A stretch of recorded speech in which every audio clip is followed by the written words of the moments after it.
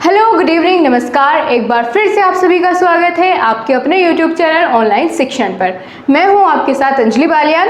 So guys, आज की class में हम डिस्कस करने वाले हैं वेरी इंपॉर्टेंट टॉपिक जिसका नाम है आर्टिकल 370। यहाँ से आपके आने वाले एग्जाम में आपको एक क्वेश्चंस तो जरूर देखने को मिलेगा ही मिलेगा। तो उसके लिए हमें क्या करना है, उसके लिए आपको एक क्लास देखनी होगी। लगभग 10 मिनट की क्लास होगी। हम पूरा टॉपिक कवर करेंगे और जिस तरीके से एग्जामिनर क्वेश्चन पूछ सकता है उन सभी फैक्ट्स एंड फिगर्स को आज की वीडियो में कवर कर लेंगे। तो दोस्तों चलिए शुरुआत करते हैं आज की क्लास की बिना किसी देरी किए। तो सबसे पहले जानते हैं कि आर्टिकल 370 की शुरुआत आखिर कहाँ से होती है, किस वजह से इसको जोड़ा जाता है संविधान में, उसके बारे में सबसे पहले जानते हैं। तो ऐसा होता है कि जब 1947 का दौर आता है, भारत जो है आज़ाद होता है, पाकिस्तान अलग हो जाता है, हिंदुस्तान अलग रहता है। तो क्या होता है कि बीच में पड़ता है जम्मू कश्मीर पाकिस्तान और हिंदुस्तान के। जम्मू कश्मीर अपनी एक अलग रियासत थी। यहाँ के एक राजा थे जिनका नाम था हरि सिंह। ये आखिरी हिंदू शासक थे जम्मू कश्मीर के। ये बात आप ध्यान रखेंगे। भले ही मैं स्टोरी के थ्रू आपको बता रही हूँ, लेकिन हर एक वर्ड अपने आप में बहुत इंपॉर्टेंट है, तो आप ध्यान से सुनिएगा। मैंने आपको क्या बताया कि जब 1947 में देश आज़ाद हुआ, पाकिस्तान अलग हो जाता है, हिंदुस्तान अलग रहता है, तो जम्मू कश्मीर पड़ता है बीच में। भारत ने कहा जम्मू कश्मीर से कि भाई ऐसा करो, तुम हमारे यहाँ पे मिल जाओ, यानी उसके राजा से, जो कि राजा हरि सिंह उनका नाम था, ठीक है, कि जम्मू कश्मीर को भारत में मिला लो, तुम लोग भी जो है भारत का हिस्सा बन जाओ।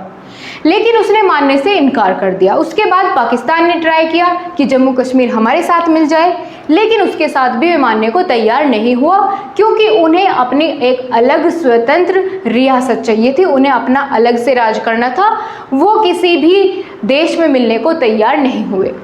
अब कुछ दिन बाद पाकिस्तान अपनी आदत से मजबूर उसने घुसपैठ शुरू कर दी वहाँ पर, ठीक है। उसकी घुसपैठ से परेशान होकर के राजा हरि सिंह आए भारत। यहाँ के राष्ट्रपति से उन्होंने बात की कि जी ऐसी बात है, हमें जो है अपने देश में मिला लो, हमें कोई दिक्कत नहीं है, लेकिन आपको हमारी कुछ शर्तें माननी होगी, तब जाके हम जो है आपके देश के साथ संधि करेंगे। आपके देश में अपने जो है अपना राज्य या शासन, जहाँ भी जो भी कुछ बोलते थे, अपनी रियासत को जो है आपके देश में मिला लेंगे, ठीक है।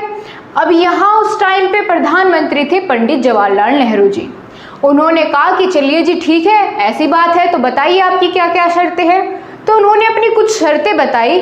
उन शर्तों को एक पत्र में यानी लेटर पे लिखा और उस पर दोनों के शासकों ने, यानी वहाँ के जो शासक थे हरि सिंह और यहाँ के जो प्रधानमंत्री थे जवाहरलाल नेहरू, दोनों ने उस पर जो शर्तें लिखी उस लेटर पर अपने हस्ताक्षर कर दिए। अब हस्ताक्षर कर दिए उस लेटर पर, तो वो लेटर भी जरूरी हो जाता है कि उसे क्या कहते हैं। तो दोस्तों उस लेटर को जाना जाता है विलय पत्र के नाम से, ठीक है। विलय पत्र के नाम से इसे इंग्लिश में कहते हैं इंस्ट्रूमेंट ऑफ एक्सेशन। ये 26 अक्टूबर 1947 में इन्होंने 26 अक्टूबर 1947 में इस पर इन्होंने सिग्नेचर करे और जो है कश्मीर जो है भारत में मिल जाता है, ठीक है। आधिकारिक रूप से अब ये भारत का हिस्सा हो जाता है कश्मीर। क्या क्या चीजें आपको अभी तक यहाँ से मिली कि विलय पत्र होता है जिसके द्वारा क्या होते हैं, दोनों देश कह सकते हैं आपस में एक जगह मिल जाते हैं, आधिकारिक रूप से भारत का कब्जा हो जाता है जम्मू कश्मीर के ऊपर, ठीक। अब जो ये कुछ शर्तें थी वो हम आगे जानेंगे कौन कौन सी शर्तें थी आर्टिकल 370 में, ठीक है। अब चलिए अच्छा खासा उनका शासन होने लगा, जो जो उन्होंने शर्तें रखी थी उनके बारे में अब बात करते हैं। अब आपसे पूछा जाए कि आर्टिकल 370 क्या है, तो आप बताएंगे कि भारत के जो संविधान है उसके भाग 21 में अनुच्छेद 370 को जोड़ा गया है, ठीक है। और अनुच्छेद 370 के अंतर्गत शामिल है कुछ विशेष अधिकार जो कि जम्मू कश्मीर को दिए गए थे, ये बात है, ठीक है।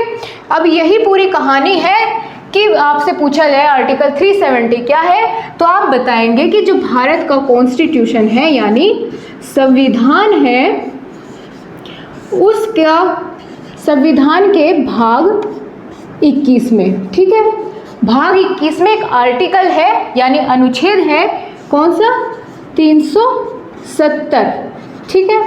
ये अनुच्छेद का नाम है। इसके द्वारा क्या हुआ, इसके तहत क्या हुआ कि जो जम्मू कश्मीर के लोग थे उन्हें कुछ विशेष अधिकार दिए गए, जम्मू कश्मीर को एक विशेष राज्य का दर्जा दे दिया गया। अब कौन कौन से वे अधिकार थे जो कि इनको मिले 370 के आने से, वो ये थे कि इनका अपना एक अलग जो है झंडा होगा, यानी वे भारत के झंडे को नहीं मानते थे, अपना झंडा नहीं मानते थे, उनका अपना अलग झंडा था, ठीक है। अब कश्मीर के लोगों का अपना एक अलग संविधान था, यानी वे जो इंडिया का कॉन्स्टिट्यूशन है उसको फॉलो नहीं करते थे, उसको नहीं मानते थे, ठीक है। एक तीसरी बात क्या थी कि वहाँ पर जो है, जैसे भारत में अगर कुछ बात होती है कहीं पर किसी राज्य में और वहाँ के जो मुख्यमंत्री होते हैं उनके अगर बस की बात नहीं होती तो वहाँ पर राष्ट्रपति शासन लगा दिया जाता है, ठीक है। लेकिन वहाँ पे ऐसा नहीं था, वहाँ पे लगता था राज्यपाल का शासन। लेकिन पूरे भारत में क्या था, राष्ट्रपति शासन लग सकता था। जम्मू कश्मीर एकलौता ऐसा राज्य था जहाँ पर राष्ट्रपति शासन नहीं लगा सकते थे। ये 3-4 बातें हुई। और क्या थी कि वहाँ के लोग जो है भारत में आकर कहीं भी रह सकते थे, लेकिन भारत के किसी और दूसरे राज्य के लोग जम्मू कश्मीर में जाकर के आधिकारिक रूप से वहाँ पे नहीं रह सकते थे। पूरे भारत में एकल नागरिकता थी, लेकिन जम्मू कश्मीर में दोहरी नागरिकता थी। तो ये सब कुछ डिफरेंस थे जिनमें कि भारतीय जो सरकार है वो अपने हस्तक्षेप नहीं कर पाती थी, ठीक है। उन्हें उनकी बात माननी पड़ती थी। अगर कोई भी रूल यहाँ की सरकार को यानी हमारे संसद को भी वो नहीं मानते थे, अगर कोई भी रूल लाना होता था तो पहले पर्सनली जाके जम्मू कश्मीर के जो मुख्यमंत्री या जो भी वहाँ पे थे उनसे सलाह करनी पड़ती थी, उनकी परमिशन लेनी पड़ती थी, तभी वहाँ पर कोई भी रूल जो है लागू होता था। तो ये सब कुछ बातें थी और इस तरीके से अधिकार दिए गए थे संविधान के भाग 21 में अनुच्छेद 370 में, ठीक है। ये बात हो गई, समझ आ गया क्या है 370। अगर कुछ भी क्वेश्चन यहाँ से आता है आप बता पाएंगे। आगे बढ़ते हैं। अब एक बात और निकल कर आती है कि 370 अभी बात कर रहे हैं कि 370 जोड़ा गया था, लेकिन अब उसे हटा दिया गया है। कब हटाया गया वो डेट आपके लिए ज़रूरी हो जाती है जाननी। तो दोस्तों 5 अगस्त 2019 को ये फैसला लिया गया कि आर्टिकल 370 अब नहीं रहेगा, ठीक है। अब पूरा भारत जो है, पूरे भारत में राष्ट्रपति शासन लग सकता है, जम्मू कश्मीर में राष्ट्रपति शासन लगता है। जो इस तरीके के अधिकार, विशेष अधिकार जम्मू कश्मीर को दे दिए गए थे वो उनसे वापस ले लिए गए, ठीक है। तो कब हुआ 370 कब हटाया गया आर्टिकल? 5 अगस्त 2019 को। लेकिन अगर आपसे पूछ लिया जाए कि हटाया तो गया 2019 में 5 अगस्त, लेकिन इसे लगाया कब गया था, तो 17 अक्टूबर 1949 को, ठीक है। आपसे अगर पूछ लिया जाता है कि लगाया कब गया था 370, यानी कब से शुरू किया गया था, संविधान में कब जोड़ा गया था, तो ये जोड़ा गया था 17 अक्टूबर 1949 को, ठीक है। 1949 17 अक्टूबर को संविधान में जोड़ दिया गया था आर्टिकल 370 और अब हटा दिया गया है। कब हटा दिया गया है? 5 अगस्त 2019 को, ठीक है। अभी 3-4 दिन पहले यानी 5 अगस्त 2020 को इसकी पूरी एक वर्षगांठ बनाई गई है, यानी 1 वर्ष पूरा हो गया है आर्टिकल 370 को हटाए हुए। इतना क्लियर हो जाता है आपको। चलिए अब एक चीज़ और पूछी जा सकती है आपसे कि 370 को ख़त्म करने वाले बिल का क्या नाम था, यानी जो संसद में बिल पास किया गया उस बिल का क्या नाम था जिससे 370 जो अनुच्छेद है उसको हटाया गया। इसका नाम था जम्मू कश्मीर पुनर्गठन बिल, ठीक है दोस्तों। क्या नाम था? जम्मू कश्मीर पुनर्गठन बिल। इसके द्वारा आर्टिकल 370 को हटा दिया गया। अब ये बिल किसके द्वारा पास किया गया ये भी पूछा जा सकता है। तो ये भारत के गृह मंत्री के द्वारा ये बिल पास किया गया था, जिनका नाम है अमित शाह, ठीक है। याद है आपको? तो जम्मू कश्मीर पुनर्गठन बिल के द्वारा आर्टिकल 370 को हटाया गया। जोड़ा कब गया था? 17 अक्टूबर 1949 को। और कब हटाया गया? 5 अगस्त 2019 को ही ये बिल पास हुआ था। जम्मू कश्मीर पुनर्गठन बिल किसने पास करवाया, यानी किसने पेश किया? अमित शाह जी ने। ठीक है, 5 अगस्त 2019 को ये पेश किया। उसी दिन जो है सारा कुछ काम हो जाता है और 370 जो है आर्टिकल हटा दिया जाता है। अब एक बात आप सोचेंगे कि आर्टिकल 370 क्या बस अकेला यही हटाया जाता है? तो नहीं, इसके साथ साथ 35A अनुच्छेद भी जो है इसको भी हटाया जाता है। अनुच्छेद 35A को भी आर्टिकल 370 के साथ साथ हटाया जाता है। अब आप सोचेंगे कि 35A में क्या है, अनुच्छेद 35A में क्या है? तो इसमें जम्मू कश्मीर के जो लोग हैं, वहाँ के जो निवासी हैं, उनको एक अलग पहचान दी गई थी। स्थायी जो वहाँ के सदस्य थे उनको एक अलग पहचान दी जाती है आर्टिकल 35A के तहत। ठीक है दोस्तों, और इसको जोड़ने का भी एक अलग वर्ष था। इसको जोड़ा गया था 14 मई 1954 को। इसको जोड़ा गया 14 मई 1954। ठीक है, 14 मई 1954 में अनुच्छेद 35A को जोड़ा गया था संविधान में। और हटाया कब गया? एक साथ, यानी 5 अगस्त 2019 में इसको हटा दिया गया है।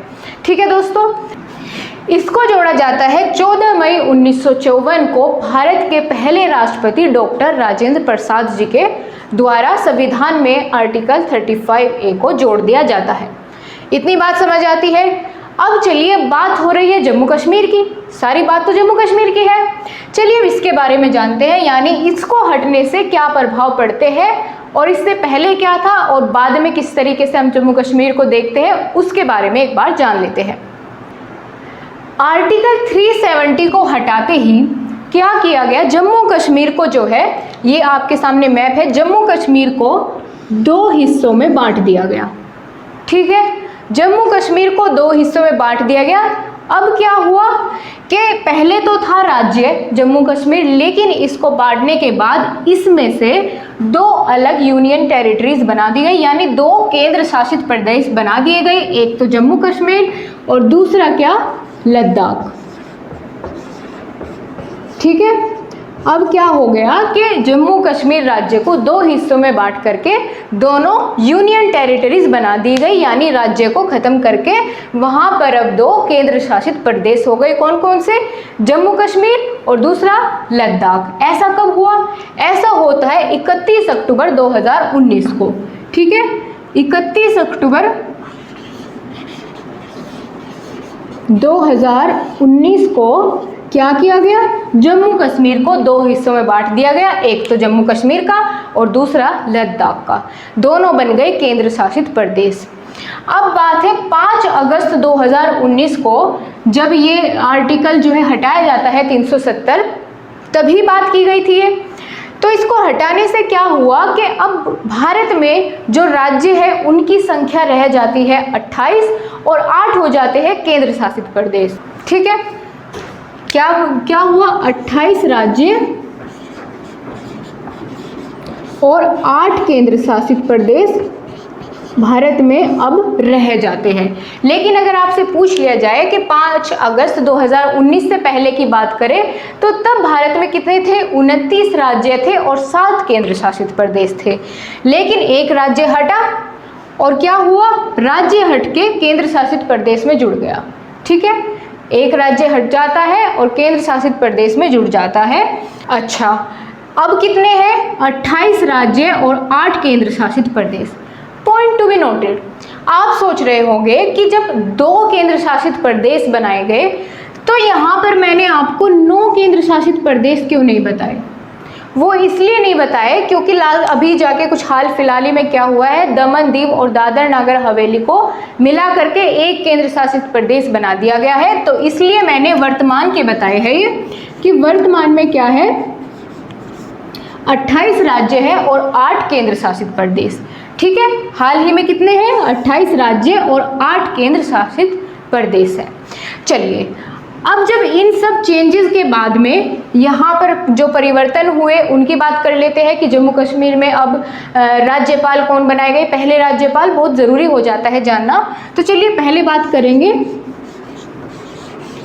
जम्मू कश्मीर की। ठीक है, अब जब जम्मू कश्मीर को बना दिया जाता है यूनियन टेरिटरी, तो यहाँ की कैपिटल तो वही पहले वाली रहती है, यानी एक बार जम्मू एक बार श्रीनगर। तो पहले उपराज्यपाल जो है जरूरी हो जाता है आपके लिए जानना कि जैसे ही यूनियन टेरिटरी बनाया गया तो पहले उपराज्यपाल बनते हैं। पहले उपराज्यपाल कौन बनते हैं? गिरीश चंद्र मुर्मू। ठीक है, गिरीश चंद्र मुर्मू बनते हैं पहले उपराज्यपाल। ये नाम आपको बिल्कुल ध्यान रखना है, बिल्कुल आपके एग्जाम में यहाँ से क्वेश्चन आ सकता है। गिरीश चंद्र मुर्मू बनते हैं पहले उपराज्यपाल। लेकिन अब वर्तमान में कौन है, ये क्वेश्चन पूछा जा सकता है। दोनों ही अपने आप में ज़रूरी है, तो आप दोनों को ध्यान रखना। ठीक है, वर्तमान में कौन है? तो वर्तमान में है मनोज सिन्हा। पहले कौन थे? गिरीश चंद्र मुर्मू। अब कौन है? मनोज सिन्हा। याद रहेगा आपको, आप चाहे तो इसको नोट कर सकते हैं।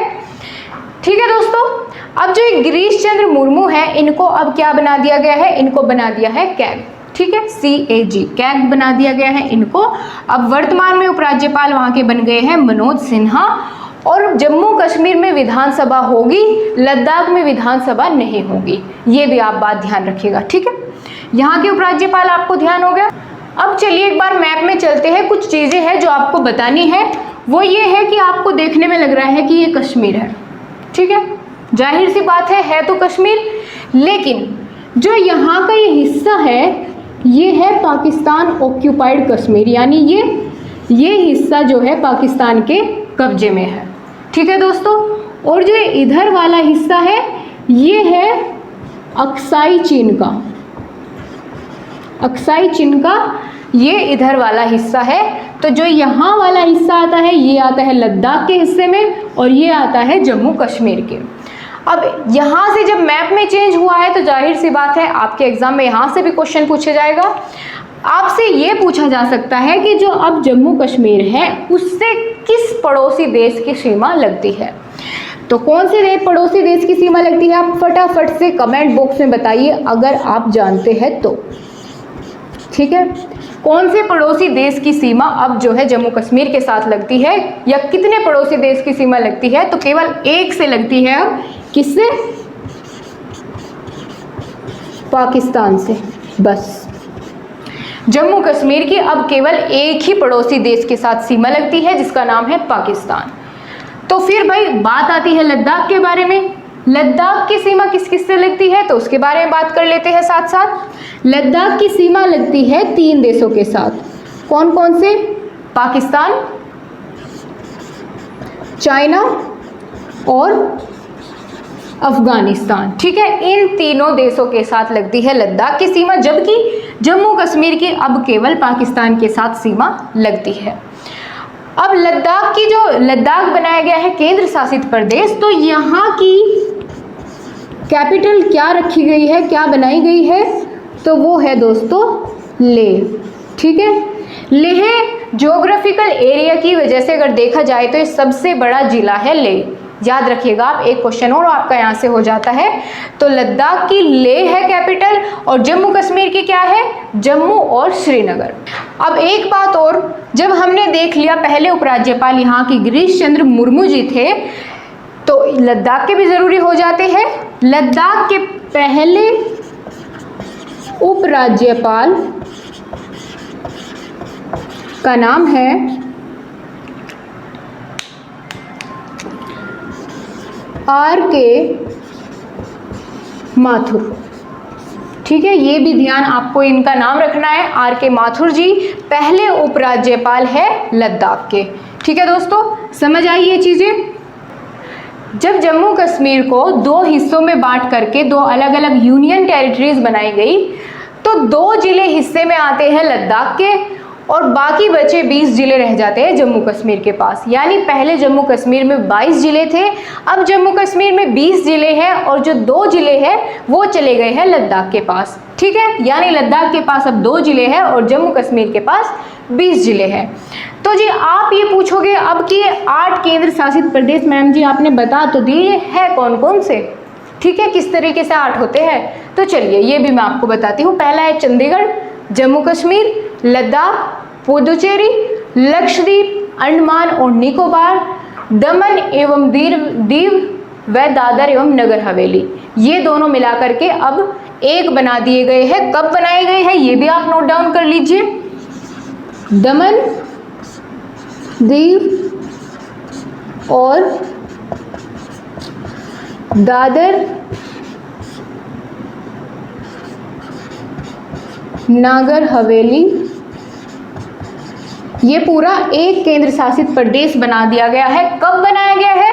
तो 26 जनवरी 2020 को, 26 जनवरी 2020 को इन दोनों यूनियन टेरिटरीज को मिलाकर के अब एक बना दिया जाता है। ठीक है, अब एक बना दिया जाता है तो इसकी जाहिर सी बात है कि अब इसकी भी कैपिटल चेंज हुई होगी। तो किसे बनाया जाता है? तो दमन को इसकी कैपिटल बनाया गया है। पूरे यूनियन टेरिटरी की कैपिटल अब दमन होगी। पहले क्या थी? सिलवासा थी, यानी अलग अलग थी दोनों की। अब दोनों जब एक ही जगह मिल गए हैं तो कैपिटल भी तो एक होगी। कौन सी होगी? दमन। क्लियर हुआ आप सभी को? ठीक है, और लास्ट क्या बचता है? 8वां दिल्ली। हो गए 8 के 8 केंद्र शासित प्रदेश। कौन कौन से? चंडीगढ़, जम्मू कश्मीर, लद्दाख, पुदुचेरी, लक्षद्वीप, अंडमान व निकोबार, दादर एवं नगर हवेली, दमन व दीव और लास्ट है दिल्ली। समझ आया? एक बार फटाफट से रिकैप करते हैं हमने आज की क्लास में क्या सीखा है।